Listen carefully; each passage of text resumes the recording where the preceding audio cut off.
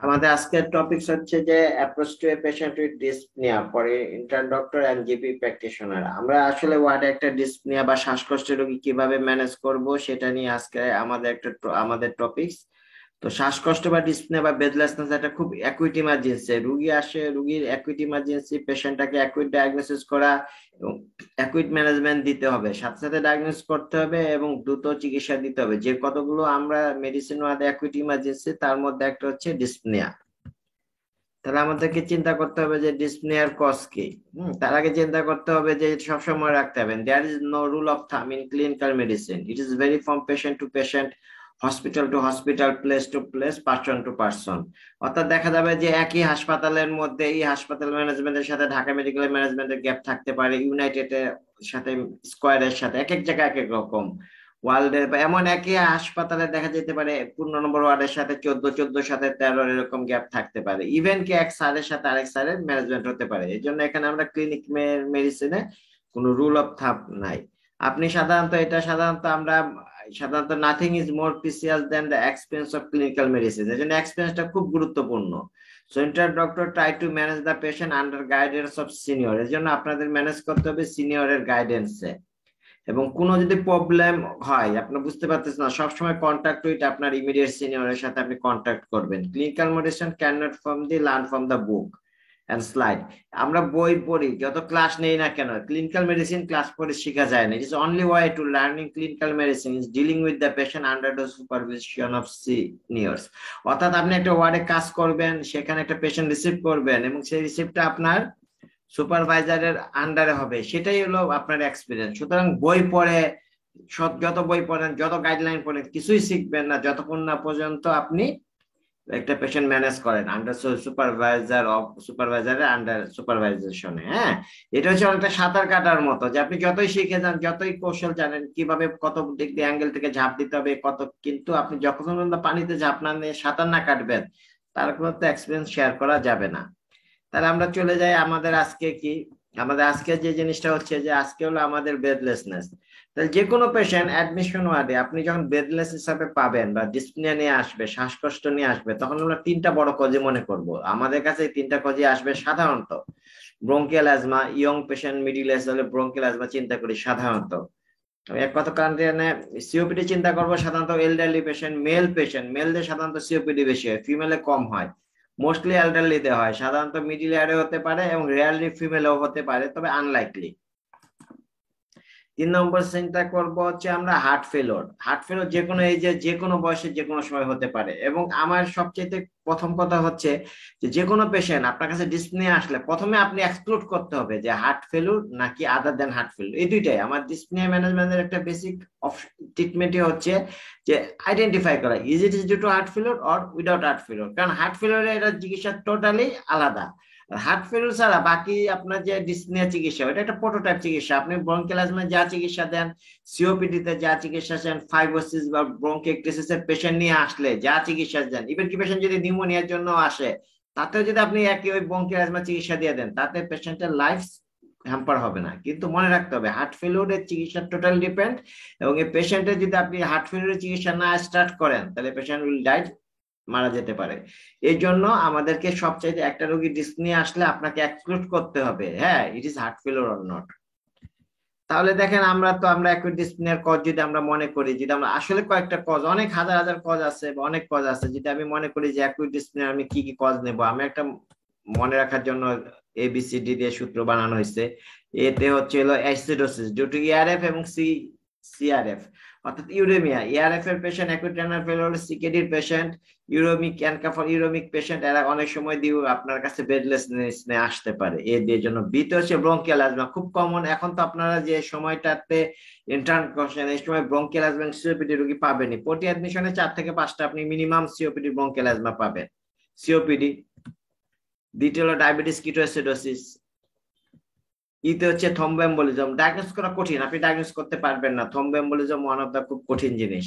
Failure of the heart failure, যেটা আমরা F দিয়ে failure of the left ventricular বা লেফট হার্ট, অথবা সিসিএফ অথবা কর পার্মানেন্ট, একটা হার্ট ফেলিউরটাকে আমরা এফ দিয়ে নিয়ে আসছি।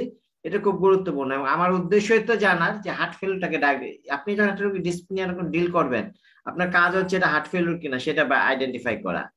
পালমোনারি ইডিমা, ওইটা হার্ট ফেলিওরের সাথে পরে, হার্ট ফেলিওর হয়ে লেফট হার্ট ফেলিওর হয় তখন পালমোনারি ইডিমা হয়।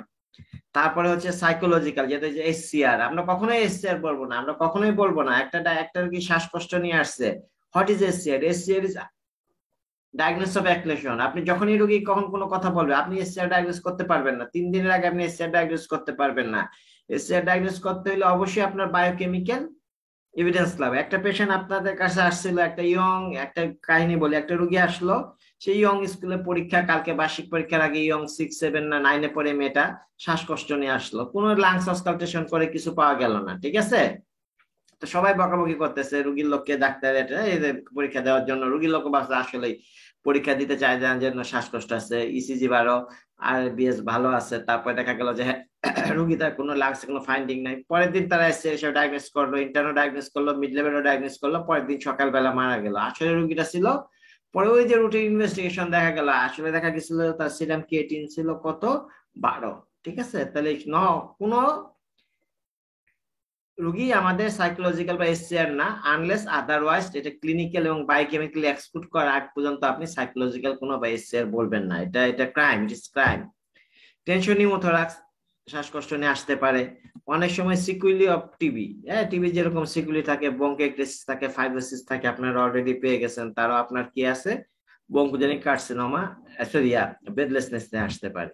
তাহলে ফার্স্ট কি, কুইক অ্যাসেসমেন্ট করতে হবে। শ্বাসকষ্টের রোগী যখন আপনাকে আসতে হবে, মনে রাখতে হবে আপনার অ্যাটেনশনটা খুব গুরুত্বপূর্ণ। এই রোগীকে আসার পরে আপনি যদি সম্ভব হয় একটু নেবুলাইজ করে দেন, একটু অক্সিজেন সম্ভব হলে দেন, মানে এটা রোগীকে অ্যাটেনশন ড্র, কারণ এরা রোগী তো ডিস্ট্রেস থাকে, রোগীও ডিস্ট্রেস থাকে, রোগীর অ্যাটেন্ডেন্স অ্যাংশাস থাকে। সুতরাং বুঝতে হবে যে কোন রোগী আপনাকে গুরুত্ব দিয়ে, প্রথমে 5টা রোগী আছে আপনার, এর মধ্যে একটা বেডলেসনেস এর রোগী আছে, এই রোগীকে আপনার আগে রিসিভ করতে হবে। এনিমিয়া রোগী আসছে, সিম্পল জ্বর নিয়ে আসছে, বা বিভিন্ন কারণে আমরা ভর্তি দিই, প্লুরালিফিকেশন নিয়ে আসছে, ডিস্ট্রেস নাই রেসপিরেটরি, তো সেই রোগীকে আমি পরে রিসিভ করতে হবে। যে রোগীটা শ্বাসকষ্ট আসছে আমি তাকে তাড়াতাড়ি আগে নিয়ে আসবো, তার সিরিয়াল 5 নম্বর থাকলেও আমি তাকে 1 নম্বরে নিয়ে আসবো। এবং সেখানে সময় নিয়ে আসতে করা যাবে না, কুইক হিস্ট্রি নিতে হবে পেশেন্টের, ক্লিনিক্যাল এক্সামিনেশন করতে হবে, রিলিভিং ইনভেস্টিগেশন যেটা ইমিডিয়েট করা দরকার সেটা করে ফেলতে হবে, এবং কিপ ডিডি মাথায় রাখতে হবে যে এই ডিডি গুলো মাথায় রেখে আমাদের আগাতে হবে। তাহলে আমরা কি করব, প্রথমে হিস্ট্রি। হিস্ট্রি হলো ফার্স্ট অ্যাটাক কিনা, এরকম শ্বাসকষ্ট আগে আসছিল কিনা, শ্বাসকষ্ট আগে থাকলে তাহলে নিশ্চয়ই সে সিওপিডি বা অ্যাজমা রোগী, এটা একটা খুব গুরুত্বপূর্ণ জিনিস। 2 নম্বর, হিস্ট্রি অফ প্রিভিয়াস ইলনেস, তার ফাইল থাকতে পারে, তখন ফাইলটার জন্য দেখতে হয়, ফাইলে ইনফরমেশন থাকে, তার পাস্ট হিস্ট্রি, বিদেশে কার্ড থাকে, কার্ডের মধ্যে তার সমস্ত হিস্ট্রি গুলো লেখা থাকে, কিন্তু আমাদের তো এইসব সিস্টেম নাই, ডাটাবেস নাই। সুতরাং তার ফাইলটাই হচ্ছে আমাদের জন্য ডাটাবেস। তাহলে আমরা দেখবো যে হোয়াট ইজ দ্য ডায়াগনোসিস। দেখা গেল হার্ট ফেলিউর ছিল, তার আইএসডির পেশেন্ট ছিল, সে দীর্ঘদিন যাবত, তাহলে সে হঠাৎ করে শ্বাসকষ্ট নিয়ে আসতে পারে, তাহলে তার আইএসডি হতে পারে। সে সিওপিডি রোগী, সে অ্যাজমা রোগী, শ্বাসকষ্ট নিয়ে আসছে, তাহলে আমার ডায়াগনোসিস করাটা কিন্তু অনেকটা সহজ হয়ে যাবে। আগে 2-1 দিন আগে সে শিশু থেকে ডিসচার্জ পেয়েছিল, বা অত 15 নম্বর থেকে ডিসচার্জ পেলো, 15 নম্বর থেকে যখন ডিসচার্জ পেলো তখন দেখা গেল যে ওখানে লিখে দিছিল সিওপিডি, সিওপিডি বা ব্রঙ্কিয়াল, তাহলে আপনি বুঝতে পারেন যে এখানে ডায়াগনোসিস হতে পারে। তাহলে এগুলো খুব গুরুত্বপূর্ণ জিনিস। তারপরে প্রিভিয়াস চেস্ট এক্স, আগে যদি চেস্ট এক্স থাকে, আগে ইসিজি থাকে, এটা অনেক বড়। আগে চেস্ট এক্স দেখলেন কার্ডিওমাইগ্যালি আছে, তার মানে এটা হার্ট ফেলিউরের পেশেন্ট ছিল। আগে হিস্ট্রিতে দেখলেন তার যে ব্রঙ্কিওএক্টাসিস আছে, ফাইব্রোসিস আছে, তাহলে এটা পোস্ট টিবি ব্রঙ্কিওএক্টাসিস অথবা ফাইব্রোসিস এর রোগী ছিল। But always see the patient clinically. এত কিছু দেখার পরেও সবই আপনি কনফার্ম হলেন, সবসময় শ্বাসকষ্টের রোগীকে ফিজিক্যালি এক্সামিনেশন করতে হবে। আপনি না বুঝলে আপনার যে সিনিয়র আছে তাকে বুঝবেন, সে হয়তো ঘুমায় আছে, সে হয়তো ট্যাপ খেলতেছে, সে হয়তো আপনার ক্যান্টিনে চা খাইতে গেছে, আপনি তাকে কল করবেন, এই রুগীটা আমি বুঝতেছি না, যদি আপনি বুঝতে না পারেন, উনি দেখেন, never solely depend upon the paper, what ever the designation of the doctor. যত বড় ডাক্তারই হোক, সে আপনার ডিপার্টমেন্টের হেড হোক, আপনার ইউনিয়ন প্রধান হোক, আমি একটা রোগী সিওপিডি নিয়ে ভর্তি দিলাম, তাহলে আপনি সবসময় রুগী দেখবেন, ইনভেস্টিগেশন বা আগের যে কাগজপত্র এটা আপনাকে সাহায্য করবে, কিন্তু আপনি বায়াসড হবেন না। আপনি দেখবেন যে ওনারে, আপনি যে ঠিক আছে তাকে অ্যাজমা মনে করতেছিলেন, সিওপিডি মনে, এবার তো সে হার্ট ফেলিউর নিয়ে আসতে পারে, এমআই নিয়ে আসতে পারে, টেনশন নিউমোথোরাক্স নিয়ে আসতে পারে। সুতরাং যে যাই হোক না কেন, আপনি রোগীটাকে ক্লিনিক্যালি দেখে সিদ্ধান্ত নেবেন। কনফার্ম যদি কনফিউশন হন, মিলে গেলে তো ভালো, আচ্ছা ঠিক আছে, এই তো আমি তো এটা সিওপিডি রংকাই পাচ্ছি, তাহলে মিলে যাচ্ছে। হ্যাঁ, এটাই আমি বললাম যে কুইক আস্ক কিছু কোশ্চেন যেটা আপনাকে ক্লু দিতে পারে।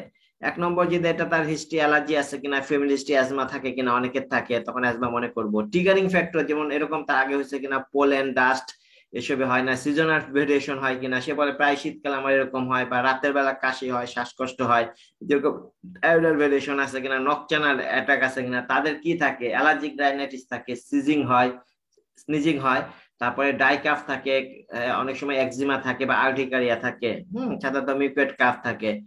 আমরা যে সময় দেখা যাচ্ছে যে বাইরে থেকে শোনা যায়, হুইজ শোনা যায়, হ্যাঁ, রুগী বলতে পারে যে, বা আপনি জিজ্ঞেস করবেন যে আপনি কি শ্বাস নাকি একটা চো চো চো শব্দ হয়, বাঁশির মতো শব্দ হয় কিনা, মুরগির বাচ্চার মতো আওয়াজ হয় কিনা। এবং ক্রনিক বা দেখা যাচ্ছে অনেক সময় থাকে যে ক্রনিক পারসিস্টেন্স কাপ থাকে, প্রোডাক্টিভ কাপ থাকে। অনেকের ক্ষেত্রে বলে যে না স্যার আমার 12 মাসই কাশি থাকে, আমার 12 মাসে শ্বাসকষ্ট হয়, হ্যাঁ, 12 মাস কাশি থাকে, 12 মাস শ্বাসকষ্ট হয়, কফ বাড়ে, কখনো বাড়ে, কখনো কমে, সে স্মোকার, হ্যাঁ, তখন আমরা চিন্তা করবো this may be case of COPD. Renal ডিজিজের রুগী হঠাৎ করে শ্বাসকষ্ট নিয়ে আসলো, তাহলে এটা সিকেডির জন্য, ইউরেমিয়ার জন্য, ইউরেমিক পেরিকার্ডিয়াল ডিফিউশন বা ইউরেমিয়ার জন্য, মেটাবলিক অ্যাসিডোসিসের জন্য শ্বাসকষ্ট হতে পারে। এনি হার্ট ডিজিজ, যেরকম হাইপারটেনশন আছে বা আইএসডি আছে, বা আগে এমআই হয়েছিল, বা রুগী বলছে আমার অর্থপনিয়া হয়, আমি রাতের বেলা শুতে পারি না, শুইলে শ্বাসকষ্ট হয়, হাঁটতে পারি না, হাঁটতে পারেন না, এটা সব জায়গায় হয়, এক্সিস্টেন্ট ডিসনিয়া সিওপিডিতে হয়, বোথ আপনার হার্ট ফেলিউর হয়, কিন্তু orthopnoea is specific for heart failure, paroxysmal nocturnal dyspnoea specific for heart failure. তারপরে এটার জন্য আমাদের হবে, তারপরে ডায়াবেটিস যদি থাকে, ডায়াবেটিস রোগী শ্বাসকষ্ট নিয়ে আসলো, ওগুলো সবই হতে পারে, আমার টিকেটও মাথায় রাখতে হবে। তারপরে আসেন রোগীর ফিভার আছে, চেস্ট পেইন আছে, তাহলে আমরা কি করব, পেশেন্টকে আমরা নিউমোনিয়া চিন্তা করব, পেশেন্টের ডায়াবেটিস, হিস্ট্রি অফ টিবি আসছিল, পোস্ট টিবি ব্রঙ্কিয়েক্টাসিস বা ফাইব্রোসিস আমরা চিন্তা করতে পারি। রোগীর অনেক শ্বাসকষ্ট, সাথে বিপি কমে গেছে, পালস বিপি একদম মানে লো, তখন আমরা চিন্তা করবো এটা কি এমআই হইয়া এলভিএফ ডেভেলপ করলো নাকি টেনশন নিউমোথোরাক্স ডেভেলপ করলো। তাহলে দেখেন এগুলো অনেক গুরুত্বপূর্ণ জিনিস, কিন্তু এই হিস্ট্রি গুলো আপনাকে নিতে হবে একদম নিমিষে, মানে T20 মতো, এখানে একটা সময় নাই যে আসলাম খেললাম, এখানে দ্রুত হিস্ট্রি নিবেন, একদিক দিয়ে হিস্ট্রি নিবেন, আরেক দিক দিয়ে আপনি ক্লিনিক্যাল এক্সামিনেশন শুরু করবেন, কারণ এখানে সময় খুব কম।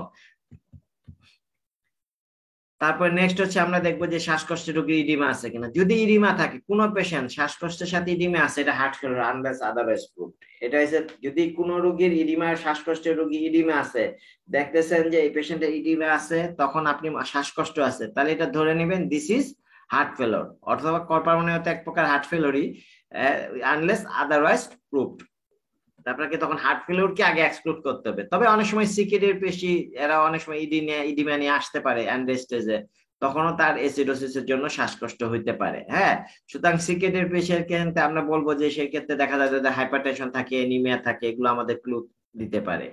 তখন আমরা নেক্সট দেখবো জেপিপি রেস কিনা, যদি জেপিপি রেস থাকে তাহলে এটা সিসিএম, বা আপনি তখন মনে করবেন, তখন আপনি দেখবেন যে পেশেন্টের পালস দেখেন, নেক বেন দেখেন, নেক বেন অ্যাঙ্গোস দেখবেন। শ্বাসকষ্ট রোগের কিছু টিপিক্যাল ফিচার থাকে, এখানে দেখবেন যে নেক বেন গুলো দেখবেন, সিওপিডির পেশেন্ট গুলো বা হার্ট ফেলিউর পেশেন্ট গুলো দেখবেন যে এক্সটার্নাল জুগুলার ভেন গুলো হয়ে থাকে, এগুলো অ্যানগ্রোস থাকে, এবং মাসেল গুলো কি থাকে, এগুলো প্রমিনেন্ট থাকে, যেহেতু তার এক্সেস হয়, বিশেষ করে সিওপিডি তে এগুলো বেশি থাকে। যদি দেখলেন আপনার ইডিমা নাই, তার মানে যে হার্ট ফেলিউর না তা না, আপনার ইডিমা অ্যাবসেন্ট থাকতে পারে, তখন আপনি চিন্তা করে নেবেন এটা অ্যাজমা হতে পারে, সিওপিডি হতে পারে, এসিডোসিস হতে পারে, বা অন্যান্য আদার কজ হতে পারে। But don't forget that LVF, left ventricular left ventricular failure এবং পালমোনারি ইডিমা, এটা কিন্তু ইডিমা ছাড়া পেশেন্ট করতে পারে। কারণ লেফট ভেন্ট্রিকুলার ফেলিউর হইলে আপনার হার্ট ফেলিউরে কি হয়, আপনার কনজেশন হয় কোথায়, লাংস হয়, এই জন্য আপনি লেফট ভেন্ট্রিকুলার ফেলিউর হলে আপনি ইডিমা নাও পাইতে পারেন, না পাওয়ার সম্ভাবনা বেশি। অ্যাকুইট হলে তো পাবেনই না, ক্রনিক হলে পাবেন। অ্যাকুইট লেফট ভেন্ট্রিকুলার ফেলিউরে পালমোনারি ইডিমা হবে, সেক্ষেত্রে আপনি ইডিমা পাবেন না, সেক্ষেত্রে আপনার জেবিবি রেজ নাও থাকতে পারে। তো এই জন্য মাথায় রাখতে হবে যে আমি ইডিমা পেলাম না বলেই যে এটা হার্ট ফেলিউর এক্সক্লুড হয়ে গেছে তাই না, সেটা ক্ষেত্রে হচ্ছে আমরা চিন্তা করব এলভিএফ থাকতে পারে। এই জন্য বাইলেটারাল ভেজাল ক্রেভস আছে কিনা, অর্থপনিয়া আছে কিনা, টেকিকার্ডিয়া আছে কিনা। গ্যালোপ্রিদম আপনারা বুঝবেন না, দেখবেন যে টেকিকার্ডিয়া থাকে, অর্থপনিয়া থাকে, বিপিটা কম থাকে, হ্যাঁ, এটা এই সমস্ত পেশেন্ট শুতে পারে না, বসে থাকে, তখন আমাদেরকে চিন্তা করতে হবে this may be a case of pulmonary oedema অথবা এলভিএফ। এর সাথে আপনি কিভাবে সিওপিডি তে তো অনেক সময় কেস পাওয়া যায়, কিভাবে ডিফারেন্সিয়েট করবেন, সিওপিডি তে দেখবেন পেরিফেরিটা ওয়ার্ম থাকবে, বাউন্ডিং পালস থাকবে, হার্ট ফেলিউর ঠিক উল্টাটা থাকবে, সেখানে থাকবে কি, সেখানে আপনি দেখবেন যে কোল কামি থাকবে। তাহলে মনে রাখবেন যে এইটা খুব ডিফারেন্সিয়েট করতে হবে, হ্যাঁ। তাহলে আমরা মোটামুটি এগুলো গেলাম, নেক্সট আমরা চলে যাচ্ছি। আচ্ছা, এখন আমরা চোখে দেখবো, আমরা তো বললাম না যখন আমরা পরীক্ষা এটা করব, শ্বাসকষ্টের রোগী আমরা একবারে হিস্ট্রি নিব, পরে পরীক্ষা করব না, হিস্ট্রি নিব পরীক্ষা করে ফেলবো একসাথে, এনিমিয়া আছে কিনা, এনিমিক হার্ট ফেলিউর থাকতে পারে, সিআরএফ এ থাকে, কনজেস্টেড থাকে, এনিমিয়া নাই, উল্টা দেখা যাচ্ছে আই কনজেস্টেড তাকে মানে কর্পালমারি সরিয়া, এটাকে বলে হলো পলিসাইথেমিয়া, তাহলে এটা সিওপিডি অথবা কর্পালমারি হতে পারে। তারপরে মাউথ এবং টাং সায়ানোসিস দেখতে যায়, দেখবেন যে টাং একদম জাম কালার, অনেকে আপনারা বুঝেনি না, রোগী দেখা যায় যে রেসপিরেটরি ডিস্ট্রেস যাচ্ছে, জিব্বাটা বের করলে বোঝা যায়। যখনই সাইনাস হয় তখন সাইনাস কিন্তু more likely respiratory cause, cardiac কজেও সাইনাস হয় কিন্তু রেসপিরেটরি কজে মোরলি সাইনাসিস বেশি হয়। লিপ পার্সিং ব্রিদিং থাকে অনেক সময় সিওপিডি তে পাওয়া যায়। আর অনেক সময় দেখা যাবে যে সব ডিহাইড্রেশন বেশি থাকে, হ্যাঁ, মাউথ ড্রাই থাকে, এগুলো তখন এসিডোসিস এরকম হয়, এসিডোসিসে অ্যাসিডিক স্মেল পাওয়া যায়। হ্যাঁ, এখন নেকে আমরা অবশ্যই দেখবো যে জেবিবি রেস কিনা, এটা তো অবশ্যই দেখতে হবে। সুপ্রাস্টার্নাল এবং সুপ্রাক্যাভিকুলার রিসেশন হয়, ইন্টারকোস্টাল স্পেসিফিকেশন, এই this are the features of respiratory distress. আমরা দেখবো পালস দেখবো, বিপি দেখবো। হ্যাঁ, হাতের মধ্যে আমরা কি দেখি, পালস এক কথায় বললাম যে bounding pulse, warm periphery, COPD কর পালমোনারির দিকে যায়। ফ্ল্যাপিং তমর যে কোনো অর্গান ফেলিউরে হতে পারে, এটা স্পেসিফিক কিছু বলবে না। Tachycardia, ghost fever of heart failure, COPD তে হতে পারে, অ্যাজমাতেও হতে পারে। কোল্ড ক্যামি স্কিন থাকলে মনে করতে হবে যে এটা হার্ট ফেলিউর। তারপরে তো ব্লাড প্রেশারের ডাটা আছে, হাইপারটেনশন যদি থাকে তাহলে এটা সিকিডিও হতে পারে, আবার আপনার এলভিএফ হতে পারে, কারণ হাইপারটেনশন থেকে এলভিএফ হতে পারে। আর যদি হাইপোটেনশন থাকে তাহলে এটা ডিডিও তো অনেকগুলো হবে, হাইপারটেনশন থাকলে সেটা এমআই, এমআই হতে পারে, এলভিএফ, টেনশন নিউমোথোরাক্স, ওগুলো আমরা চিন্তা করব। এই সময় মনে রাখবে, অথবা ডিকেও হতে পারে।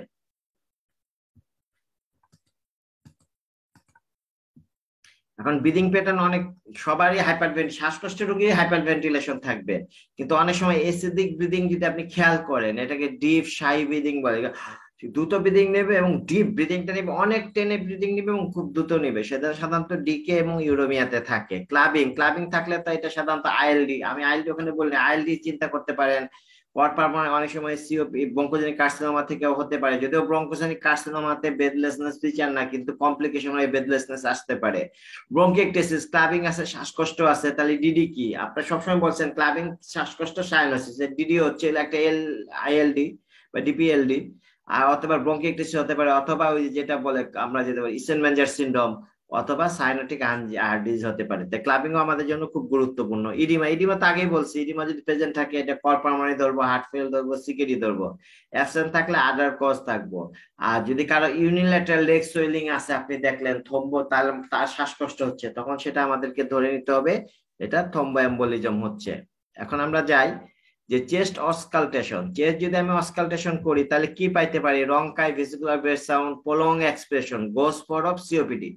Being an intern doctor, it is your responsibility to identify which, identify রংকাই and identify clefts, এটাই হলো আপনার শিকার কাজ। এই জন্য আপনারা সব রুগী রিসিভ করেন আর না করেন, নিজে ফলো আপ না করেন, অ্যাডমিশন ওয়ার্ডে চেষ্টা করবেন সবচাইতে বেশি সময় কাটাইতে, কারণ এটা হচ্ছে গোল্ডেন সময়।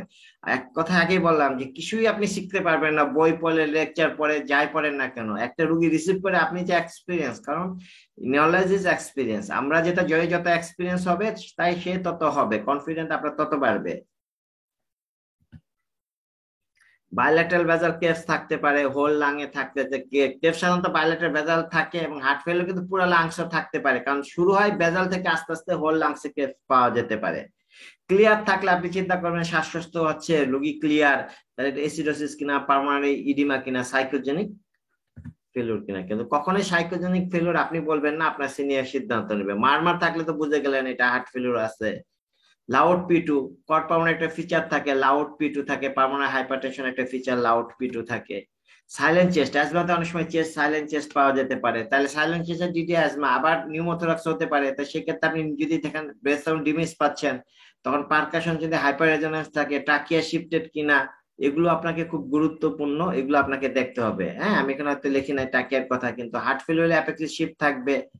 তারপরে লোকেটেড করতে সিওপিডিতে আমরা পাবো না। হ্যাঁ, পালপেবল পি2 পাইলে মনে করবো এটা পারমারি, মেবি পারমারি হাইপারটেনশন ডেভেলপ করছে। চেস্ট পারকাশন, হ্যাঁ পারকাশন বলা হয়েছে, যদি পারকাশন হাইপার রেজোনেন্স থাকে এবং অবলিটারেশন থাকে, এগুলো সাধারণত সিওপিডি তে থাকে। আবার আপনার টেনশন নিউমোথোরাক্স, যখন পারকাশন আছে কিন্তু বেস সাউন্ড নাই, তখন এটাকে ধরে নিতে হবে টেনশন নিউমোথোরাক্স, এবং টেনশন নিউমোথোরাক্স হচ্ছে মেডিকেল ইমার্জেন্সি। তাহলে এই পেশেন্ট আপনাকে সাথে সাথে আপনি একটা এক্সরে করবেন, এক্সরে করে সাথে ইসিজি করবেন। অনেক সময় এমআইকে আপনি কনফিউজ যদি হয়ে থাকেন, এক্সরে এবং ইসিজি করে যখন দেখবেন টেনশন নিউমোথোরাক্স, আপনি সার্জারিতে কল দিবেন ফর ফার্দার ইন্টারভেনশন।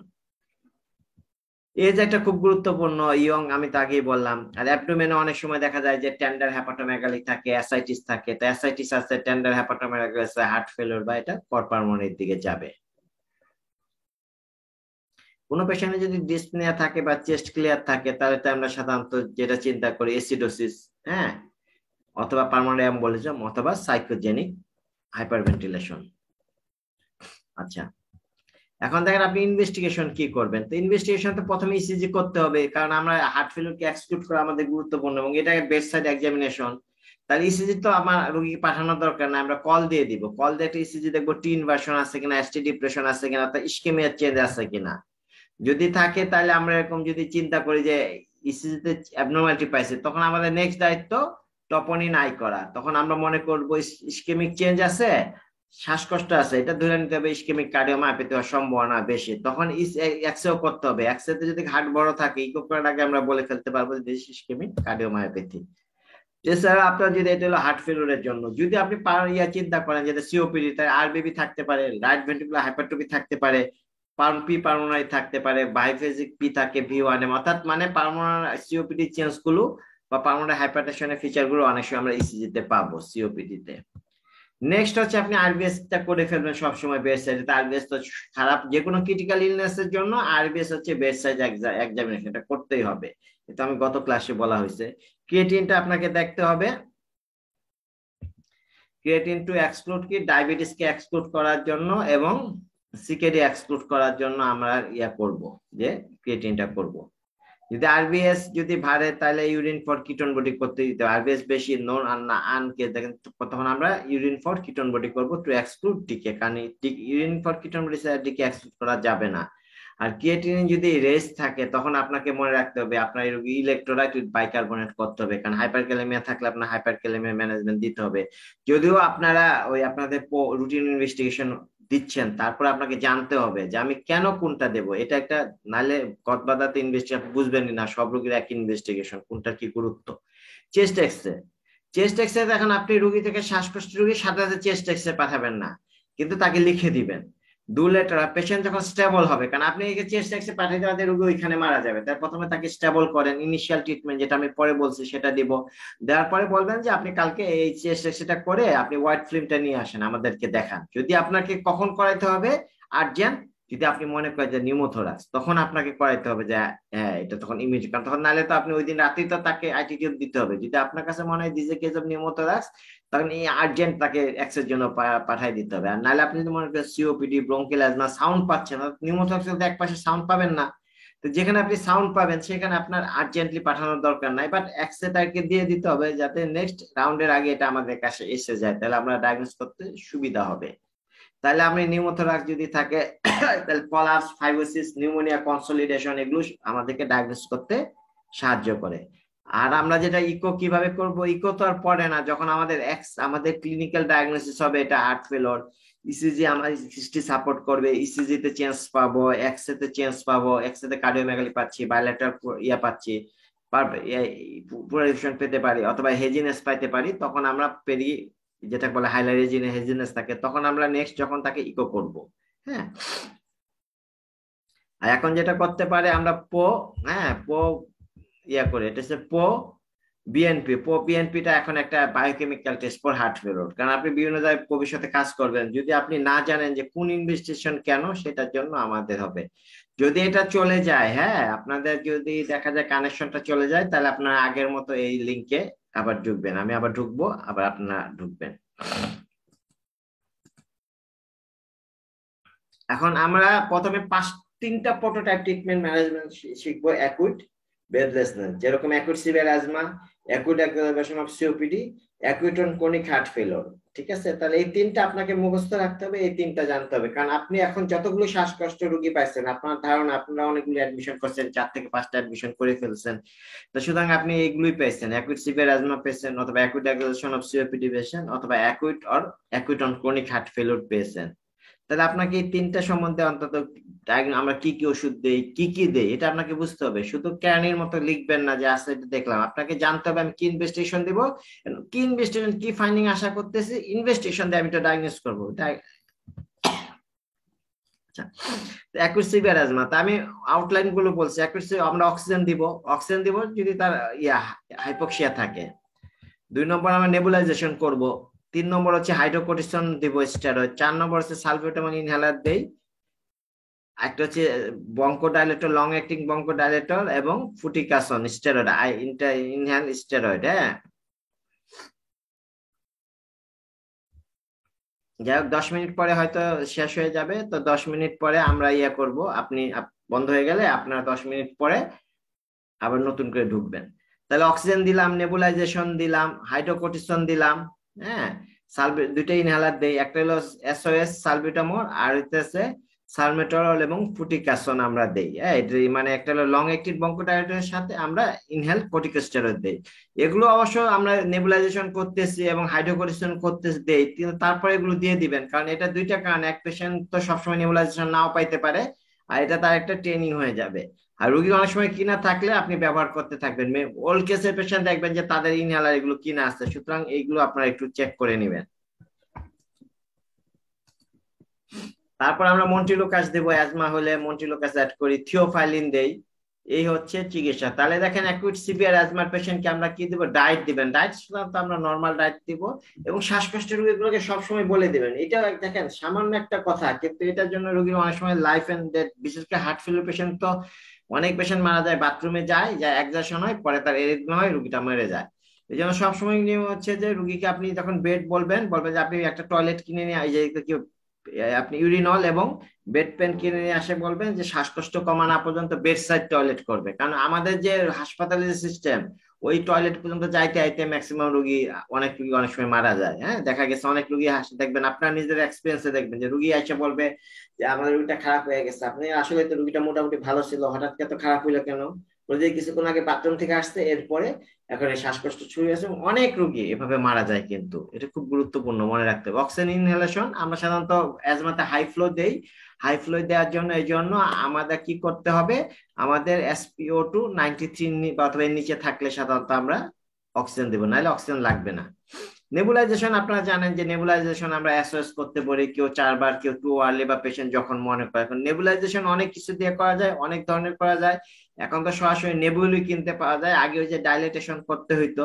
বা আমাদের হাসপাতালে যেটা সাপ্লাই থাকে, যেখানে সালটুলিন সলিউশন বা সালফেক্স সলিউশন থাকে, তখন এটা ডাইলেট করতে, এটা সিস্টাররা জানে, এটা অনেক ভাবে ডাইলেট করে। কেউ 1:1, কেউ 1:2 এই অনুপাতে ডাইলেট করে। তো সলিউশনটা নেবেন, সাথে একটা 1 ml নর্মাল স্যালাইন নিবেন, অথবা সলিউশনটা যা নিবেন তার দ্বিগুণ আপনি ওই নর্মাল স্যালাইন দিবেন। এটা আপনি সালটোরিন শুধু দিয়ে করতে পারেন, অথবা সালফেট্রিনের সাথে ইপাটোপিয়াম থাকতে করতে পারেন। এভাবে দিয়ে তার নেবুলাইজ মেশিন দ্বারা নেবুলাইজ করবেন। অনেক সময় অ্যাম্পুল নেবুল ভাবে পাওয়া যায়, অ্যাম্পুল হিসেবে পাওয়া যায়।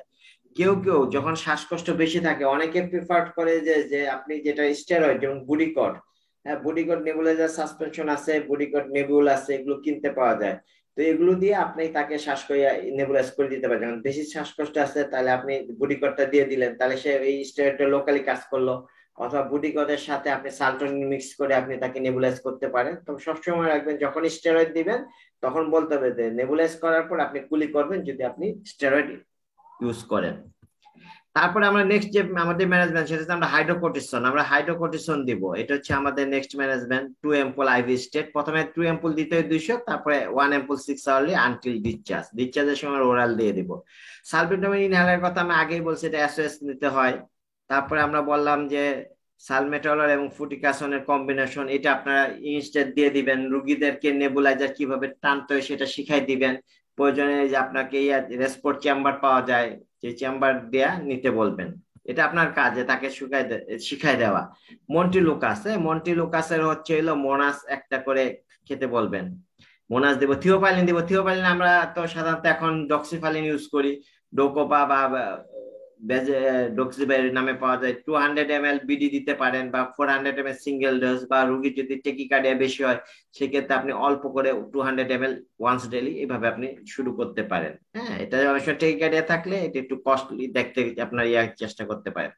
আমরা যদি অমিপ্রাজল দিয়ে রাখতে পারি। আর যদি কন্ট্রোল না হয় তাহলে কি করতে পারি, আমরা ম্যাগনেসিয়াম সালফেট দেবো। এটা হচ্ছে আমাদের অ্যাকুইট ম্যানেজমেন্ট। এরপর যদি কন্ট্রোল না হয় তাহলে আমরা কি করব, আমরা ম্যাগনেসিয়াম সালফেট নেলিপসের নামে পাওয়া যায়, এটা যে ডোজ তো দেওয়াই আছে, আমরা এইভাবে সাধারণত নেলিপসল দেই। অথবা অ্যামাইনোফাইলিন, নেলিপসিন অনেক দামি, অ্যামাইনোফাইলিন কম দাম, গরিব রোগী থাকলে অ্যামাইনোফাইলিন ডিপ দিতে পারেন, ঠিক আছে। এরপরও যদি কন্ট্রোল না হয় তাহলে আপনাকে আইসিইউতে পাঠাইতে হবে। হ্যাঁ, তাহলে দেখেন একটা লাস্ট ম্যানেজমেন্ট হচ্ছে সিওপিডি এবং ব্রঙ্কিয়াল অ্যাজমা লাস্ট ম্যানেজমেন্ট। যদি কোনো কিছুতে আপনি অ্যাচিভ না হন তাহলে এটা অ্যাকুইট এক্সারবেশনে আমরা কি করব, আমরা হচ্ছে পেশেন্টকে আইসিইউতে পাঠাবো। এখন অ্যান্টিবায়োটিক কখন দিবেন কি দিবেন না, বলে যে ব্রঙ্কিয়াল অ্যাজমাতে অ্যান্টিবায়োটিক না দেওয়ার জন্য। হ্যাঁ, ব্রঙ্কিয়াল অ্যাজমা রোগীকে অ্যান্টিবায়োটিক দেই না, কতগুলি স্পেসিফিক কন্ডিশন, যেমন fever with prudent cup, suspected bacteria sinusitis, যদি ওভারল্যাপ সিওপিডি থাকে, অথবা পেশেন্টের যদি ফ্রিকুইন্ট এক্সাজারেশন থাকে, হ্যাঁ তখন আমাদের কি দিতে হবে, তখন আমাদের বা নিউমোনিয়া থাকলে বা আরটিআই থাকলে তাহলে আমরা দিব। তবে এখন আপনি তো একজন ইন্টার্ন ডক্টর, যখন রোগীটা অ্যাকুইট কন্ডিশনে আছে, আমাদের দেশের প্রেক্ষাপটে আসলে পেশেন্ট আমরা আইডেন্টিফিকেশন করা কঠিন হয়ে যায় যে এটা শুধু পিউর অ্যাজমা নাকি এটা সিওপিডি। কারণ সিওপিডি আপনাকে অ্যান্টিবায়োটিক দিতে হবে, নাকি ওভারল্যাপ, নাকি অ্যাজমার সাথে আরটিআই আছে। So being a intern doctor আপনি একটা অ্যান্টিবায়োটিক দিয়ে দিলে আমাদের দেশের প্রেক্ষাপটে আমি মনে করি এটা অন্যায় কিছু না। আর অ্যান্টিবায়োটিক যদি দেন তবে আমার জন্য আমি বলবো, আমার প্রিফার করি আমি মক্সাক্লেব। আপনি মক্সাক্লেব দিতে পারেন অথবা সেপ্টাইগন দিতে পারেন, এবং সেটা দেওয়া দেওয়া উচিত ইনজেক্টেবল ফর্মে। অ্যাকুইট কেসে আপনার সবসময় ইনজেক্টেবল ফর্মটা ভালো কাজ করে। এই জন্য অ্যাকুইট পেশেন্টদের আমরা মক্সাক্লেব দিলে 1.2 গ্রাম আইভি এটা অলরেডি। আর তারপর যখন ছুটির সময় আমরা এই যখন ডিসচার্জ করবো তখন এই যে আমরা আমরা রেস্কিউ থেরাপি হিসাবে আমরা কর্টান দিয়ে দেবো 30 থেকে 40 মিলিগ্রাম 10 দিনের জন্য। তাহলে এখন এটা তো আর একই কথা, আমরা যে আগের কথা যেটা বললাম এবিসি ম্যানেজমেন্ট গুলো যেটা বলতেছি, যে এতে আর মানে বি সি, এগুলো সি মানে আইবি, তারপরে আপনি এবার কিভাবে করবেন এটা যে গাইডলাইনের কথা, আমি ওখানে শর্টকাট করলাম যে কখন কি দিতে হবে, খুব একটা একই জিনিস বারবার দেওয়া আছে। এগুলো আমরা নেবুলাইজেশন করি। অনেক সময় নেবুলাইজার তো আছে, আপনি যখন ম্যানেজ করবেন তখন তো নেবুলাইজার না থাকলে যে 5টা পাফ এগুলো দিয়ে দিতে হয়, এগুলো আমার মনে হয় না, আপনার এখানে থিওরিটিক্যাল আলাপ করবো না। আমরা স্টেরয়েড দেই সাধারণত, ইনহেল দেয়, ম্যাগনেসিয়াম দেয়, যে দেখেন অ্যামাইনোফাইলিন এগুলো দেওয়া হয়, ঠিক আছে। তাহলে কখন আমরা পেশেন্টকে ভেন্টিলেশনের জন্য আমরা পাঠাবো বা আইসিইউতে পাঠাবো, যখন এই রোগীটা কমাতে চলে যাবে। পেশেন্টের এবিজি করতে পারলে, যদি হাইপোক্সিয়া থাকে, হাইপারক্যাপনিয়া থাকে, রেসপিরেটরি অ্যারেস্ট হয়, এবং পেশেন্ট দেখা যাচ্ছে যে অল্টারনেশন, আপনি তো এত কিছু বুঝবেন না, আপনি দেখবেন যে পেশেন্টের অক্সিজেন স্যাচুরেশন কমে যাচ্ছে, পেশেন্ট ডাউজি ডিসওরিয়েন্টেড হয়ে গেছে, তখন আপনি মনে করবেন যে এই পেশেন্টটা আপনার কোথায় পাঠানো উচিত, এই পেশেন্টটা আমাদের পাঠাতে হবে হচ্ছে আইসিইউতে পাঠাতে হবে। এটা হচ্ছে আমাদের ফার্স্ট যেটা ম্যানেজমেন্ট। আর আমাদের এখানে অ্যান্টিহিস্টামিনের খুব একটা রোল নাই, ঠিক আছে। অনেক সময় পেশেন্টের অ্যাজমার পেশেন্ট গুলোর সাথে অ্যাসোসিয়েটেড অ্যালার্জিক রাইনাইটিস থাকে, তাই সেখানে আপনি স্প্রে দিতে পারেন, ফুটিকাসন স্প্রে পাওয়া যায়, এগুলো আপনি দিতে পারেন। আর একটা জিনিস, যেটা হচ্ছে অ্যাজমা সিওপিডির পেশেন্ট, এটা কখনোই আপনি রাতের বেলা, আপনাদের ইন্টার্নরা অনেক সময় বুঝেন না, রুগী আইসা কয় আমার রুগী ঘুমায় না, একটা সেটিল ইনজেকশন মেরে দেয়। Acute exertion COPD, acute heart failure, acute bronchial asthma, এগুলোকে কখনো আপনি ইনজেক্টেবল ফর্মে আপনি সিরিপ দিবেন না without permission of the senior, কারণ এটা যে কোনো সময় কার্ডিয়াক রেসপিরেটরি অ্যারেস্ট হয়ে যায়। এটা খুব সমস্যা, মনে রাখবেন যে এখানে যে সিডিটিভ আমরা হিপনোটিক্স দিতে না করি, সিডিটিভ দিতে না করা হয়। আর রোগীগুলোকে অনেক সময় সিওপিডি রোগীগুলোকে আমরা চেস্ট ফিজিওথেরাপি দিতে বলি। আর দেয়ার আর সাম নো, যেমন সিডিটিভ, এন্টিটিউসিভ, এগুলো সাধারণত ব্রঙ্কিয়াল অ্যাজমাতে না বলা হয়। আর ডিসচার্জ করার আগে তো আপনারা জানেন, এটা যদিও বলবো যে পেশেন্টকে আপনাকে যে ডিসচার্জ যে মেডিকেশন গুলো দিবেন, আপনি ওরাল ড্রাগ গুলো দিবেন, যদি ওগুলোতে সে স্টেবল থাকে, পেশেন্টের যদি 24 ঘন্টায় কোনো নেবুলাইজেশন না রাখে, এবং পেশেন্টের যদি পিক ফ্লো মিটার, এগুলো তো সাধারণত আমরা করি না, যদি এখানে যদি আমরা দেখি যে এটা তার 70%-এর বেশি আছে, আর অন্যান্য ভাইটাল প্যারামিটার হিসাবে দেখি। এখন সমস্যা হচ্ছে যে এই রোগীগুলোকে 2 সপ্তাহ পরে আপনার ফলো আপে আসার কথা। হ্যাঁ, আর সমস্যা হচ্ছে যে আমাদের তো ধরেন 3 দিনের মধ্যে রুগী খালি করতে হয়, যেহেতু একটা ওয়ার্ড 2 দিন পর পর অ্যাডমিশন হচ্ছে। কিন্তু আইডিয়ালি হচ্ছে এগুলো তো আমরা এগুলো স্টেবল হয় যখন দেখি না, আসলে এই রুগী বলে যে না, আমি ফিলিং বেটার, আমার আর মানে শ্বাসকষ্ট অনেকটা 50% নিয়ন্ত্রণে আসছে, তখন আমরা ওরাল ড্রাগ দিয়ে যাই। তাহলে মোটামুটি 1 মিনিটের মধ্যে এখন শেষ হয়ে যাচ্ছে, তাহলে আপনারা একটা কাজ করবেন, এরপরে আবার সবাই এই লিঙ্কে হ্যাঁ ঢুকবেন। হ্যাঁ, এই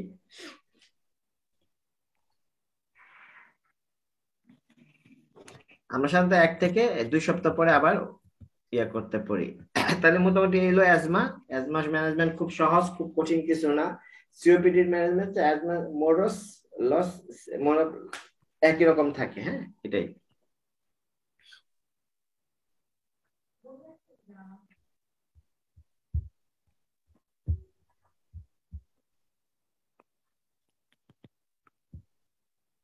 এটা তো এখন যে কোনো সময় চলে যাবে, 30 সেকেন্ড জি স্যার, অপেক্ষা। আমরা তাহলে স্যার আবার জয়েন করতেছি। হ্যাঁ, আবার আপনারা ইয়েতে যে নতুন লিঙ্ক, আমি লিঙ্ক ক্লিক করার পরে আবার আপনারা নতুন করে জয়েন করবেন। জি স্যার।